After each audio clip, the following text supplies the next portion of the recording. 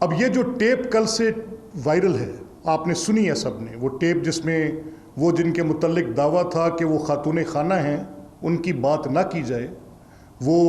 ایک گھریلو خاتون ہیں، اور جب کمپیریزن ڈرا کیا جاتا تھا ان کا مریم نواز صاحبہ کے ساتھ یا فریال تالپور صاحبہ کے ساتھ کہ جب کوئی بات ہوتی تو یہ کہا جانا کہ جی بالکل بالکل ایسا نہ کریں، اور ان کے وہ جو چیخنے چلانے والا بریگیڈ تھا وہ آ کے بیٹھ جاتا تھا کہ گھریلو خاتون پہ بات کر رہے ہیں، گھریلو خاتون پہ بات کر رہے ہیں۔ تو میں ابھی اپنی ٹیم سے ریکویسٹ کروں گا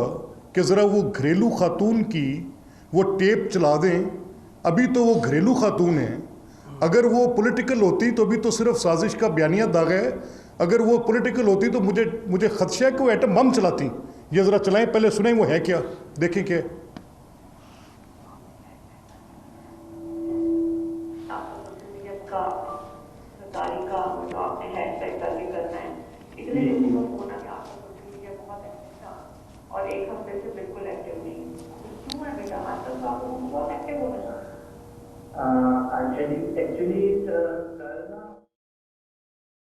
عطا تارڑ اور ملک احمد خان اس وقت نیوز کانفرنس کر رہے ہیں۔ ملک احمد خان کی جانب سے کہا جا رہا ہے کہ پی ٹی آئی نے ہمیشہ آئین کی خلاف ورزی کی ہے، اور ایک آڈیو لیک ہوئی ہے، وہ آڈیو اس وقت چل رہی ہے، لیکن ان کی جانب سے کہا جا رہا ہے کہ موجودہ صوبائی حکومت نے ہمیشہ آئین کے اوپر کام کیا ہے، اور اس وقت جو عمران خان کی حکومت رہی ہے اس نے ملک کا بیڑا غرق کر دیا، اداروں کے خلاف ورزہ سرائی شروع کر دی۔ عمران خان اپنے سوا تمام سیاسی جماعتوں کو ناسمجھ کہتے ہیں اور خود کو سب سے بالا تر سمجھتے ہیں، جبکہ عمران خان خود کو حق سچ کا علمدار سمجھتے ہیں۔ ملک احمد خان کی جانب سے یہ کہا جا رہا ہے۔ تو ملک احمد خان اور عطا تارڑ اس وقت پریس کانفرنس کر رہے ہیں، ان کی جانب سے کہا جا رہا ہے کہ پی ٹی آئی نے ہمیشہ آئین کی خلاف ورزی کی ہے، جبکہ موجودہ صوبائی حکومت نے ہمیشہ آئین اور قانون کا احترام کیا ہے۔ موجودہ حکومت ہمیشہ آئین کے تحت چلی ہے، جبکہ عمران خان نے اپنی حکومت جانے کے بعد اداروں کے خلاف ہرزہ سرائی شروع کر دی ہے، اداروں کو گندا کرنا شروع کر دیا۔ عمران خان اپنے سوا تمام سیاسی جماعتوں کو ناسمجھ کہتے ہیں اور اپنے آپ کو سب سے بالا تر سمجھتے ہیں، اپنی ذات کو سب سے بالا تر سمجھتے ہیں، اپنے آپ کو حق اور سچ کا علم بردار سمجھتے ہیں، لیکن حقیقت اس کے بالکل برعکس ہے۔ عمران خان کی حکومت میں ہر چیز تباہ ہوئی، ملک کا بیڑا غرق ہو گیا، اور پی ٹی آئی نے ہمیشہ آئین کی خلاف ورزی کی ہے۔ اگر اب یہ حکومت میں نہیں ہے تو اداروں کے خلاف انہوں نے ہرزہ سرائی شروع کر دی ہے، اداروں کے خلاف باتیں کرنا شروع کر دی ہے، جبکہ موجودہ صوبائی حکومت نے ہمیشہ آئین کی پاسداری کی ہے اور ہمیشہ آئین کی بات کی ہے، اور عمران خان نے اپنی حکومت جانے کے بعد اداروں کے خلاف باتیں کرنا شروع کر دی۔ ملک احمد خان کی جانب سے مزید کہا گیا کہ عمران خان اپنے سوا تمام سیاسی جو رہنما ہیں ان کو اپنے سے کم سمجھتے ہیں، اپنے آپ کو حق اور سچ کا علمبردار سمجھتے ہیں، اپنے آپ کو سب سے اوپر سمجھتے ہیں، جبکہ اپنی خفت مٹانے کے لیے نئے نئے جھوٹ گڑتے رہتے ہیں۔ انہوں نے کہا کہ جب ان کے پاس کوئی اور آپشن نہیں تھا، کوئی اور بات نہیں ملی، تو انہوں نے سازش کی بات کرنا شروع کر دی۔ میڈیا پہ اس کو ٹرینڈ، اور جو کوئی بھی بات کرے، چاہے وہ علیم خان کرے یا اپوزیشن کی جو اس وقت کی پارٹیز تھیں جو آج کی گورنمنٹ ہے، اگر وہ بات کریں، میٹ بی پیپلز پارٹی، مسلم لیگ، مولانا صاحب کی پارٹی، کوئی اور بات کرے تو ان سب کو آپ نے غدار ٹیگ کر دینا۔ اب اسی دوران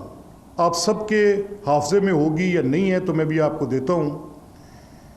کہ اسی دوران اس خط کا چرچا آیا کہ وہ خط ایک سازش کا خط ان کے پاس آ گیا ہے۔ بھائی اگر وہ خط تھا تو 28 دن آپ حکومت تھے، اور آپ کو آپ کے بقول اس سے پہلے پتہ چل گیا تھا کہ سازش آپ نے کوئی پکڑ لی ہے، تو آپ نے کیوں نہیں بلوایا اس ملک کے چارج ڈی افیئرز کو یا اس کے امبیسڈر کو؟ اس ملک کے ساتھ آپ نے کیوں نہیں کوئی جوابی مراسلہ لکھا؟ اور وہ کیسی سازش تھی کہ جس کا وہ خود آپ کے سفیر کو بتا رہے؟ یعنی اس سے بھونگی اور اس سے زیادہ اللاجیکل کو بندہ بات کر سکتا ہے؟ یعنی کوئی شخص سازش تیار کرے، سازش کہا کس کو جاتا ہے؟ مجھے تو لگتا ہے کہ ان کو اس چیز کا بھی نہیں پتا کہ اگر کوئی کانسپریسی ہے تو کانسپریسی کا بیسک انگریڈینٹ تو یہ ہوگا نا کہ وہ سیکریٹو ہو، ڈسکریٹ ہو، ہڈن ہو۔ عقلی بنیاد پہ بات کرنی ہے نا۔ اگر ایک چیز ہڈن نہیں ہے، ایک چیز ڈسکریٹ نہیں ہے، اس کو چھپانے کی کوئی شعوری کوشش نہیں ہے، تو کیا اس کو لفظ سازش دیا جا سکتا ہے؟ یعنی امریکن ایک ڈونلڈ لو جو ان کے ڈپلومیٹک سروس کے آدمی ہیں یا اسٹیٹ ڈپارٹمنٹ کے آدمی ہیں، وہ ہمارے امبیسڈر کو اپنا کوئی ڈسپلیئر کسی ایک کاؤنٹ پہ دے رہے ہیں، ویزا ویز میں بھی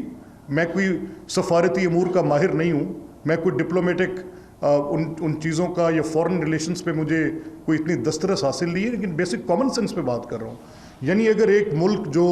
میں روس کی طرف اپنا جھکاؤ کر رہا ہوں گا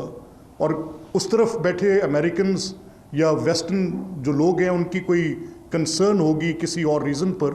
تو میرے ڈپلومیٹس کے ساتھ بات چیت کرتے ہیں. دنیا بھر میں ایسے ہوتا ہے. ہم ہندوستان کے ساتھ بات چیت کرتے ہیں, کشمیر کے ایشو پہ اس پہ بات چیت کرتے ہیں. ہماری چین کے ساتھ ایک اچھی گفتگو ہوتی ہے. بعض اوقات کسی اور ملک کے ساتھ ہوسٹائل ریلیشن شپ کریٹ ہو جاتا ہے, بعض اوقات ہماری کارڈیل ریلیشن شپس بن جاتی ہیں. تو وہ کیسی سازش تھی, یعنی جس سازش کا کہ بھائی میں تمہارے خلاف سازش کر رہا ہوں, سازش کو عرف عام میں کانسپریسی کا 109 ہے ہماری پی پی سی میں. تو وہ یہ کہ اس میں تو ہوتا ہے کہ جی وہاں پہ سازش گھڑی جا رہی تھی, کسی نے سن لیا, کوئی مخبر ہوتا ہے, ایسا نہیں ہوتا کہ مطلع کیا جاتا ہے. تو بھائی بنیادی لغوی معنی تو سمجھ لو کہ سازش کے کیا تھے. آپ کی تو ٹوٹل جو آپ نے یہ بنیاد بنائی اس پہ کیا کیا کہ آپ نے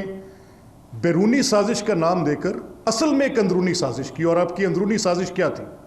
کہ پاکستان کی جو آئین آپ کو حق دیتی ہے کہ آپ ایک تحریک عدم اعتماد لا سکتے ہیں, ایک آئینی طریقہ کار ہے. اب جب اس آئینی طریقہ کار کے اوپر جا کے آپ کی حکومت کے خاتمے کے لیے کوشش ہوئی اور آپ نے بھیک مانگی عسکری اداروں سے کہ آپ کی مدد کی جائے, آن ریکارڈ ہیں یہ باتیں,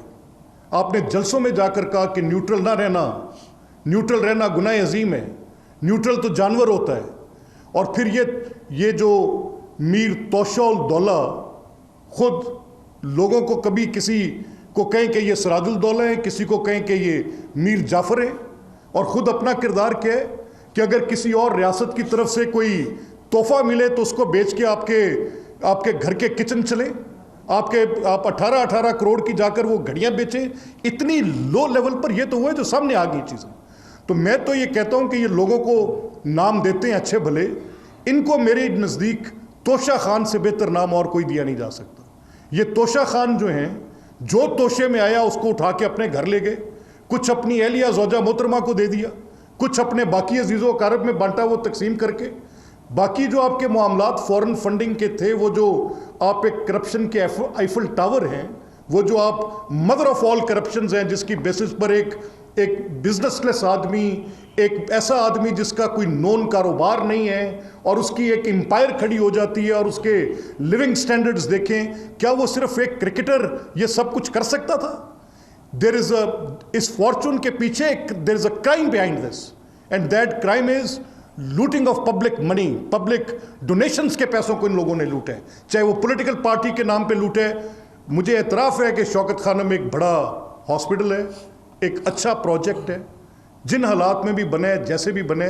لیکن اس کے فائنینشیل میٹرز پہ میرا اعتراف نہیں ہے. مجھے اس پہ بڑے سوالات ہیں کہ وہ جو بیس ایک پرووائڈ کی گئی تھی, ایک ڈونرز کی بیس فار گڈ سوشل پرپز, اس کو پولیٹیکل میں کنورٹ کیا. ویسٹ کی بات کرتے ہیں تو وہاں یہ جرم ہے. ان جرائم کی فہرست بہت لمبی ہے مسٹر توشہ خان آپ کی. اور آج یہ خطرہ بیرونی سازش سے نہیں ہے, اس اندرونی سازش سے. اور آج یہ چل پڑے ہیں. میں ریکویسٹ کروں گا اپنی ٹیم سے کہ یہ جو آج کل انہوں نے جلسہ کیا, اور آج سب اخبارات کی بینر ہیڈ لائنز ہیں کہ جی یہ جو مدد مل رہی ہے اور جو ان کو سپورٹ مل رہی ہے وہ ان کو ادارے کی طرف سے, نہیں عسکری فوج کا نام لیتے ہیں نا,